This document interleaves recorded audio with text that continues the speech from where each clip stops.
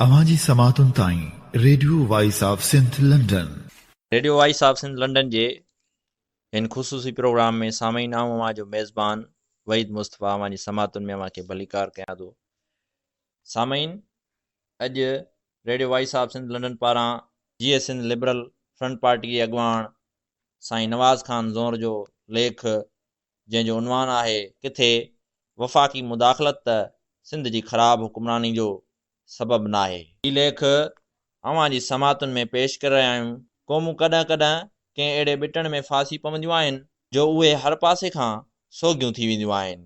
उहे हिकु ओझड़ मां हिकिड़ो पेर छॾाईंदियूं मसाइनि त वरी ॿियो पेर ॿी ओझड़ में फाथो पियो हूंदो अथनि। सिंधी क़ौम सां बि अॼुकल्ह अहिड़ी वेदन थी रही आहे। उहा मसइलनि, परेशानियुनि ऐं ख़राबियुनि जे हिकिड़ी न खुटंदड़ सिलसिले में फासी पई आहे, जंहिंजो हिकु तमामु अहम पासो ख़राब हुक्मरानी आहे।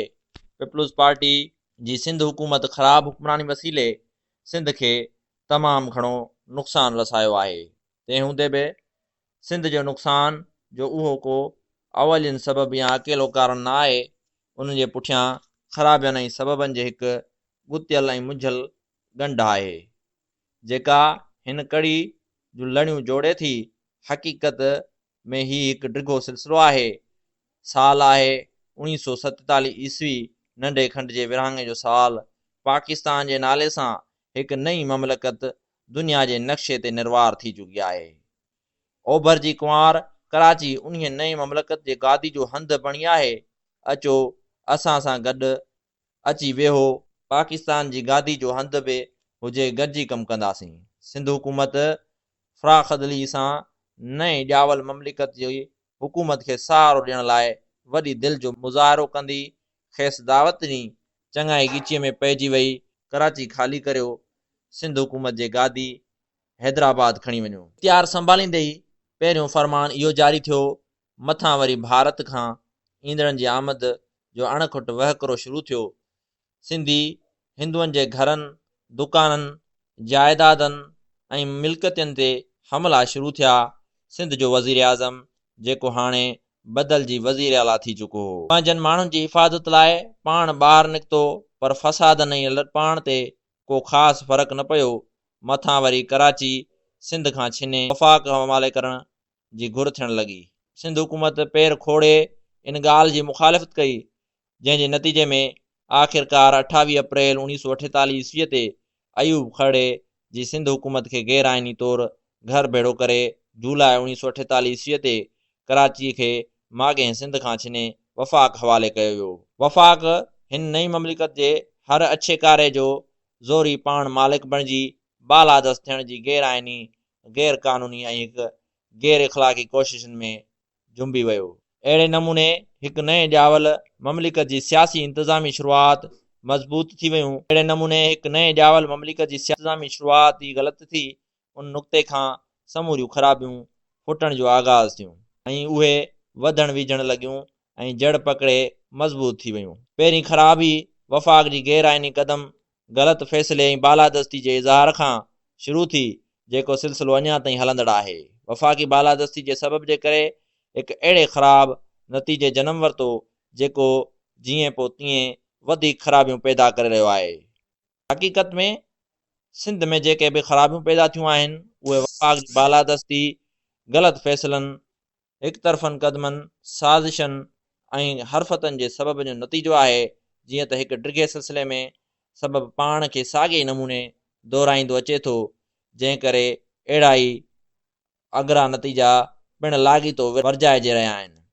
वफ़ाक़ी इख़्तियारियूं पंहिंजनि मुस्तक़बिल मुफ़ादनि जे हासिलात ऐं बालादस्ती खे बरक़रार रखण लाइ वक़्त ब वक़्त अहिड़ा फ़ैसिला कंदियूं या क़दम खणंदियूं आहिनि, जेके संदन मुफ़ादनि मूजिबि हुजनि या संदन मुफ़ादनि खे महफ़ूज़ कमज़ोर रखणु पिणु आहे, या संदन मुफ़ादनि खे महफ़ूज़ बणाइण लाइ मददगार हुजनि।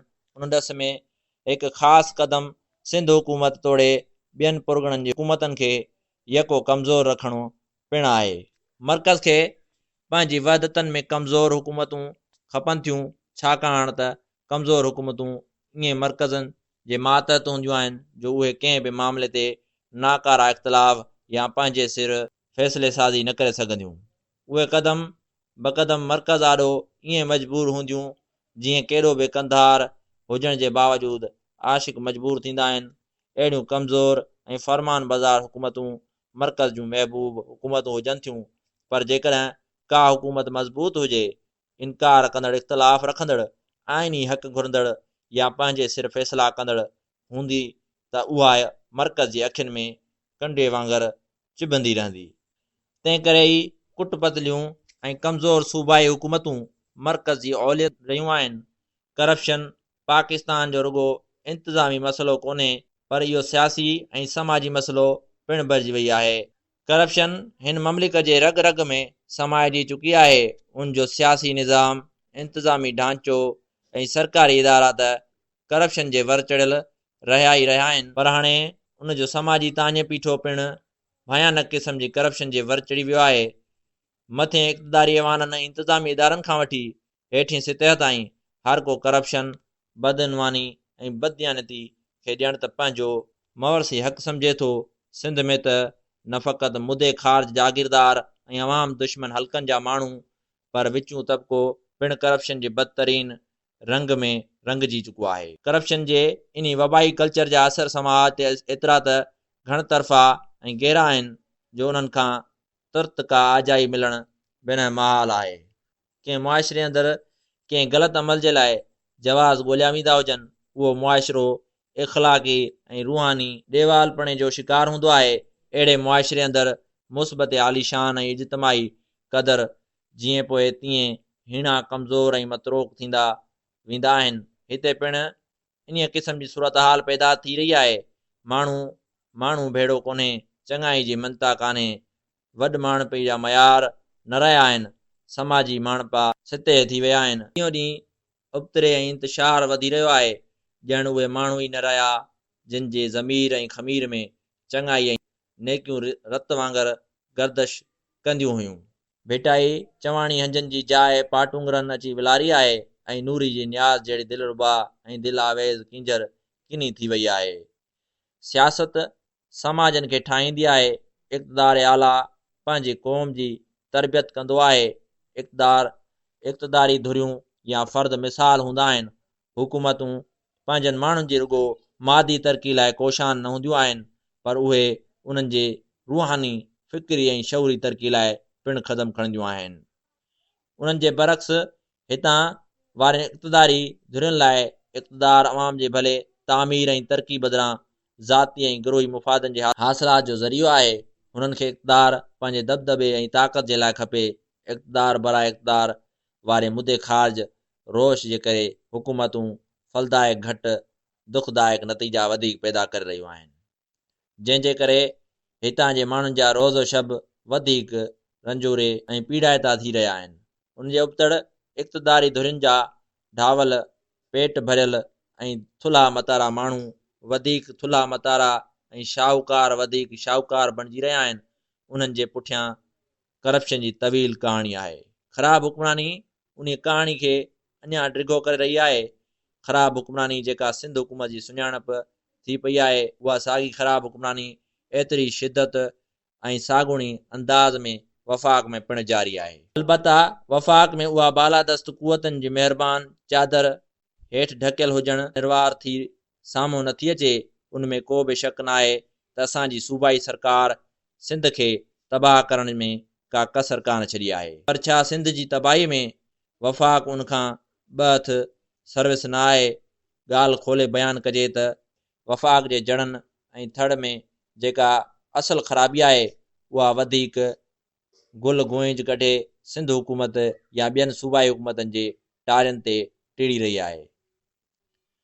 हितां जी बालादस्त कुवतनि जे ही पुराणी रोश आहे त उहे पहिरियां ई हिरखाईंदियूं आहिनि, मौक़िया मुहैया कंदियूं आहिनि, ख़राबियुनि खे नज़रअंदाज़ करे वधी वण थियण ॾींदियूं आहिनि, जंहिं बाद उन्हनि जे इफ़्तार वथाग ऐं प्रोपेगेंडा करे उन में मुलवस धुरियुनि खे बदनाम कयो वेंदो आहे। सॼी समाज में उन्हनि खे ॾिठो करे अकेलो कयो वेंदो आहे, जंहिंखां पोइ उन्हनि ते ॾंडो वसायो वेंदो आहे। पहिरीं खाइण ते हिरायो, खाइण ॾियो, पोइ बदनाम करियो ऐं अकेलो करे उन ख़िलाफ़ सख़्तु कार्रवाई कयो। इहा बालादस्त कुवतनि जी अहिड़ी हिकमत अमली आहे जंहिंखां उहे हमेशह पियूं कमु वठंदियूं आहिनि। हितां जी सभिनी सियासी ऐं जमहूरी धुरियुनि सां उहा खेॾ खेॾी पई वई आहे। हाणे बि इहो कमु साॻुणे अंदाज़ में जारी आहे जंहिं सियासी निज़ाम, हुकूमती सरिश्ते ऐं ममलिकती ढांचे जी बुनियादु गैर जमहूरी, आमराणो इस्तेमारी, नाइंसाफ़ी ऐं अणबराबरी वारो हूंदो। ते मनफ़ी पिणो ऐं नाकारियत त वधंदी पर ख़ुदि पैदावारी वसीलनि जे फुरलुट वधी उन सिते ते पहुचंदी जो समाज मुआशी नाहमवारी जे वर चढ़ी वेंदो, जंहिंसां इदतनि में इज़ाफ़ो थींदो ऐं समाज जो घणपासाओ ॾेवालो निकिरी वेंदो। कल्चर जी हिकिड़ी ज़बरदस्त ख़ासियत हीअ आहे त उनजो तख़लीक़ी, हाकारी ऐं पैदावारी अमल हेठि खां मथे वेंदो आहे। कल्चर बिज़ाते ख़ुदि पोरियत हथनि जी पैदावार आहे, तंहिं करे उहो पाण में हाकारा तारीख़ी गुण रखंदो आहे। होॾां सियासी ऐं हुकूमती कल्चर वरी मथां खां हेठि लहंदो आहे, जंहिंमें मुस्बत ऐं मनफ़ी शयूं हिकु ई वक़्तु मौजूदु हूंदियूं आहिनि ऐं उन्हनि जे तनासिब जो दारो मदार लाॻापियल नज़रिए, मुफ़ादनि ऐं फ़र्दनि जे लाड़नि ते हूंदो आहे। हिते हुकूमती सियासी धुरियुनि जो हिकु तमामु वॾी अक्सरियत जीअं त शऊरी ऊंदाही में फाथल आहे, अवाम दुश्मन ऐं इब्नल वक़्तु आहे। तंहिं करे सॼो हुकूमती सियासी कल्चर छाछुल जी कालोर जी लड़ थी वियो आहे। उन करे जेका तंज़ली ऐं बर्बादी थी आहे उन जो कारो उभ अखियुनि पियो पसिजे। किसो मुख़्तसिर त हिते करप्शन ऐं ख़राब हुकमरानी जो सिधो तालुक़ रियासती ढांचे सां आहे। जेसीं ताईं हिन वफ़ाक़ में शामिल वहदतनि ऐं क़ौमनि विच में बराबरी न हूंदी, वफ़ाक़ जा इख्तियार घटाए उनखे महज़ अलामती शिकल न ॾिनी वेंदी। क़ौमुनि जी पैदावार वसीलनि जे वफ़ाक़ या मर्कज़ जे नाले में फुरलुट बंदि न थींदी, इलेक्शनूं शफ़ाफ़ न थींदियूं, इस्लामाबाद जी गैर ज़रूरी मुदाख़लत ख़तमु न थींदी, गैर जमहूरी क़ुवतनि जे पारां मुदाख़लत बंदि न थींदी, जमहूरी इदारा सगारा ऐं फ़ैसिले साज़ी जो मर्कज़ न थींदा ऐं तारीख़ी क़ौमियूं ख़ुदि मुख़्तियार पंहिंजनि वसीलनि जूं मालिक ऐं पाण भरियूं न थींदियूं। तेसीं ताईं नाइंसाफ़ी, फुरलुट, करप्शन ऐं बददियानती हलंदी रहंदी।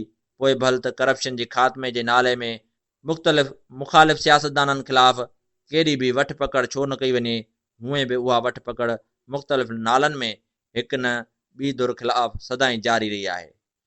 सो जेसीं ताईं वफ़ाक़ जे नाले में अणबराबरी, गैर जमहूरी क़ुवतनि जी बालादस्ती, क़ौमनि जी पैदावारी वसीलनि जी फुरलुट ऐं नाइंसाफ़ी जा सबब मौजूदु रहंदा, तेसीं ताईं मुख़्तलिफ़ अगरा नतीजा निकिरंदा रहंदा। यादि रखणु खपे त नतीजा ख़ुदि अॻियां हली सबब बणिजी पवंदा आहिनि ऐं वरी नवनि नतीजनि खे जनमींदा आहिनि। सामईन, हीउ लेख जीअं सिंध लिबरल फ्रंट पार्टी जे अॻवान साईं नवाज़ ख़ान ज़ौर जो हुयो, जंहिंजो उनवान हुयो किथे वफ़ाक़ी मुदाख़लत त सिंध जी ख़राब हुकमरानी जो सबबु न आहे, जेको हीअ अवां जी समातुनि में पेश कयोसीं। सामईन, हाणे पंहिंजे मेज़बान वहीद मुस्तफ़ा खे ॾींदा इजाज़त, सदाईं गॾु। सिंध मुंहिंजी अमां सूंह तुंहिंजी मथां छा लिखी, छा लिखां छा लिखी, छा लिखां। सिंध मुंहिंजी अमां, दुनिया जा सिंधियो हिकु मुठ थी सिंध बचायो। सिंध मुंहिंजी अमां सूंह तुंहिंजी मथां छा लिखी, छा लिखां। सिंध जो क़ौमी आवाज़ radio voice of Sindh London.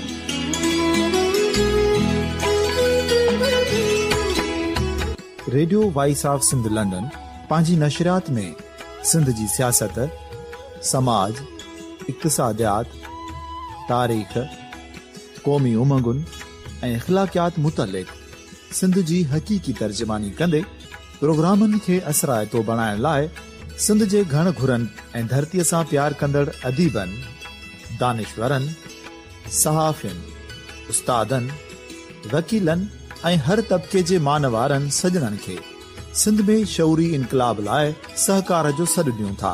अचो त गॾिजी सूफ़ियुनि ऐं संतनि वारी सिंध जो ओज हिकु मुठ थी वरी वापसि आणण वारे सफ़र जा साथारी बणिजऊं।